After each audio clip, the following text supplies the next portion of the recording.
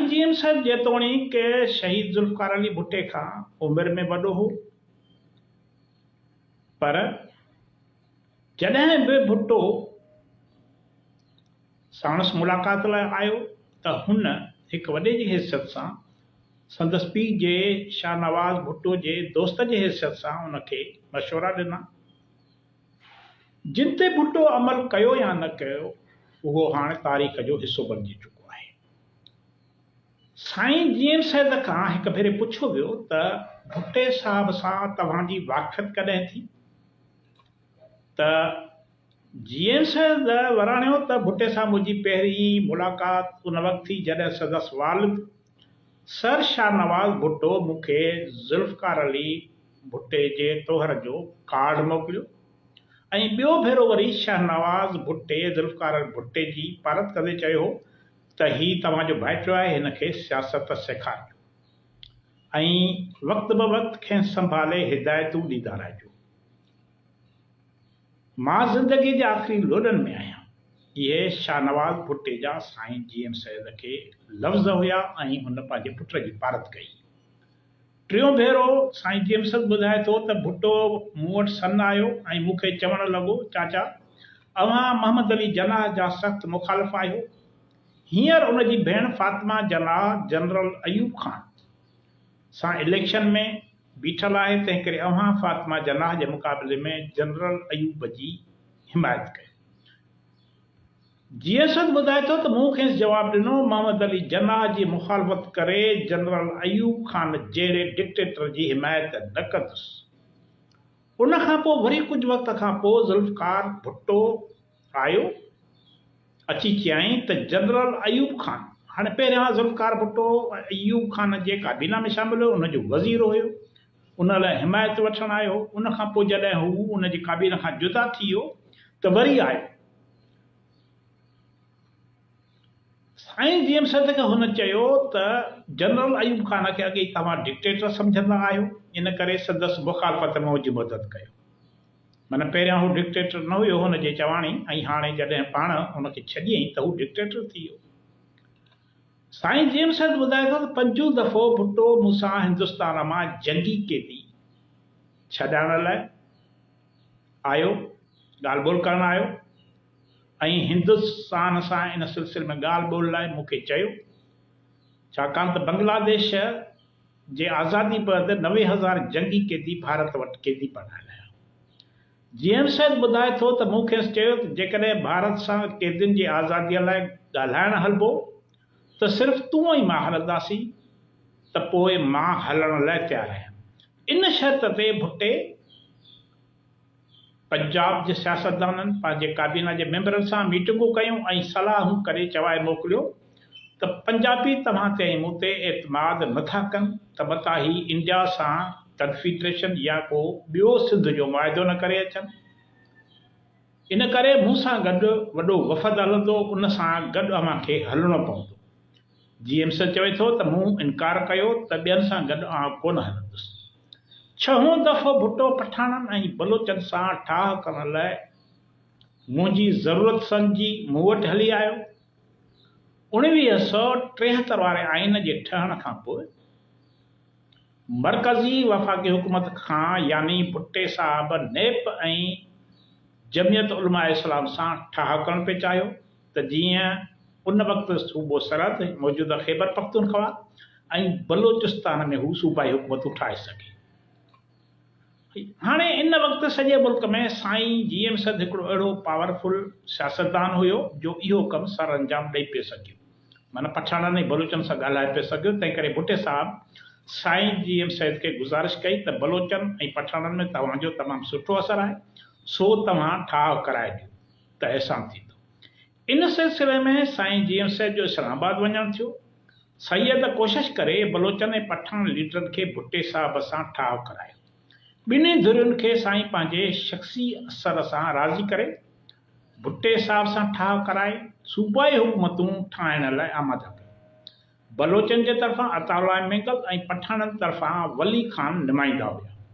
जॾहिं जीएम साहिब ठाह कराइण वियो त संदसि मुलाक़ात भुट्टे साहिब सां रावलपिंडी जे वज़ीर आज़म हाउस में थी। उते गुफ़्तगू दौरान भुट्टे साहब साईं खे चयो, चाचा ॾिसो केॾी न ख़ुशीअ जी ॻाल्हि आहे जो अॼु असां सिंध जा लीडर पाकिस्तान जे वज़ीर आज़म हाउस में वेठा आहियूं ऐं सिंधीअ में ॻाल्हाए रहिया आहियूं। इन खां अॻु में ईअं कॾहिं बि न थियो आहे। तव्हांखे इन ॻाल्हि ते ख़ुशी थियणु खपे ऐं मुंहिंजी हिमायत करणु खपे त जीअं प्राइम मिनिस्टर हाउस ते हमेशह कब्ज़ो रहे। माना भुट्टे जा इहे लफ़्ज़ जंहिं ते साईं जीमसद वराणियुसि, पराए मुल्क यानी पंजाब जे बंगुल में वेही सिंधी ॻाल्हाइण मां कहिड़ो फ़ाइदो। असांखे त पंहिंजे मुल्क यानी सिंध में प्राइम मिनिस्टर हाउस हुजणु खपे जेका पायदार ख़ुशी थी सघे थी। तुंहिंजो पेर ऐं सियासत पंहिंजे धरतीअ ते न आहे। भुट्टे खे जीएमसी थो चवे त तुंहिंजा पेर ऐं सियासत पंहिंजे धरतीअ ते न आहिनि, तूं हवा में सियासत करीं थो। तूं परावनि कोल्हनि ते चढ़ियल आहीं। पठाणनि जो पंहिंजे धरतीअ ते पेर आहे, बलोचनि जो पंहिंजे धरतीअ ते पेर आहे। मुंहिंजी सियासत सिद्ध धरतीअ लाइ आहे। मुंहिंजा पेर ऐं पाड़ूं बि पंहिंजी धरती ते आहिनि। पंजाब जो हिन वक़्तु तो में मुफ़ाद आहे ऐं हू तोखे इस्तेमालु करणु था चाहिनि, जंहिं करे तोखे प्राइम मिनिस्टर हाउस में विहारियो अथनि। जॾहिं सदन मुफ़ाद पूरा थींदा त तोखे हुकूमत मां ईअं कढी छॾींदा जीअं खीर मां मख कढी उछलाइबी आहे। तंहिं करे तूं इन जे आसिरे एतबार न कर ऐं ख़ुशि न थी। पंजाबी जीएमसी भुट्टे खे चवे त पंजाबी तोखे हमेशह लाइ ख़तमु करण में देरि न कंदा। जेकॾहिं तुंहिंजो लाश ॻोठ पहुचायूं त इहा भुट्टे ख़ानदान ते वॾी महिरबानी कंदा, न त तुंहिंजो लाश गाइब करे छॾींदा। भुट्टे साहिबु चयो, चाचा ही मूंखे कुझु नथा करे सघनि। अव्हां बुज़ुर्ग आहियो, वाक़ई अव्हां खे तजुर्बो आहे, पर हिननि खे मां पाण ई मुंहुं ॾींदुसि। अव्हां खे इहो चवणो आहे त तव्हां एशिया जा वॾा लीडर आहियो। अव्हां खे छोकरनि यानी शागिर्दनि जी सियासत करणु नथी सुहे, तंहिं करे तव्हां पब्लिक जी सियासत करियो। भुट्टो जीएमसी मशवरो थो ॾे। साईं जीएमसी खेसि ॿुधायो त हाणे जिन खे तूं छोकिरा थो चवीं, अॻिते हली तोखे ऐं पाकिस्तान जी हुकूमत खे उन्हनि सां मुक़ाबिलो करणो आहे ऐं टकराव खाइणो आहे। पोइ ख़बर पवंदी त छोकिरा छा आहिनि। हाणे जीएमसी जेके अगकथियूं कयूं उन्हनि खां पोइ छा थियो, उहो वरी तारीख़ जो हिकु अलॻि बाब आहे। जॾहिं भुट्टे जो ॿियो भेरो जॾहिं इलेक्शन थी ऐं भुट्टो हुकूमत ॿियो भेरो जॾहिं आयो त क़ौमी इतिहाद पाकिस्तान क़ौमी इतिहाद संदसि ख़िलाफ़ तहरीक हलाई त हू परेशान थी वियो। उन्हनि जीए सिंध जे शागिर्दनि सां सेंट्रल जेल कराची मंझि ॻाल्हियूं कयूं जिन खे हू छोकिरा चवंदो हो। साईं जीएमसी सन में वधीक ॿुधायो त वली खान ऐं भुट्टे जे ठाह करण वक़्तु ॿिया बि काफ़ी माण्हू मौजूदु हुआ। मानीअ जो वक़्तु 2 वॻे रखियल हो। ॻाल्हियूं पूरियूं थी वियूं, पर 4 वॻे ताईं भुट्टो वली खान सां ॻाल्हियूं कंदो रहे। साईं चवे थो त मूंखे बुख लॻी त ॿाहिरि वेठल वज़ीरनि खे चयुमि त भुट्टे खे इतला कनि या टेलीफोन ते ॿुधाइनि त असां संदसि ग़ुलाम न आहियूं। जेकॾहिं अचे त गॾिजी मानी खाऊं, न त असां मानी खाइणु शुरू था कयूं। पर को बि वज़ीर हुन ताईं पहुचणु हुनखे ईअं चवण जी हिमत न सारे सघियो। महमूद अली कसूरी हिकिड़ो वज़ीर हो जेको भुट्टे सां ॻाल्हाए सघंदो हुयो। उन बि चयो त असां भुट्टे जे साम्हूं इहा गुस्तागी नथा करे सघूं। यानी त भुट्टे वज़ीरनि खे चापलूस ऐं खुज़द करे छॾियो, उन्हनि जी मैस मारे छॾी हुई ऐं संदन वज़ीरनि जा ज़हन मुसक करे छॾिया। साईं ॿुधायो त भुट्टे साहिब मूंसां हर तरीक़ो ऐं हुरबो हलायो त जीअं आउं संदसि हिमायत करियां।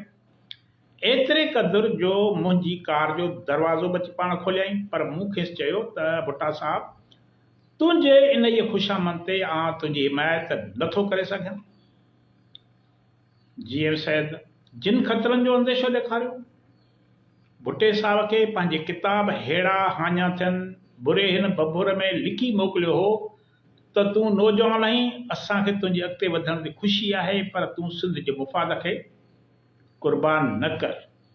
ॿियनि खे राज़ी करण लाइ इहे तो मञा कॾहिं बि राज़ी न थींदा। तोखां कमु वठी ईअं उछलींदा जीअं कमंद जी रस चूसे चूपो उछलाए छॾिबो आहे।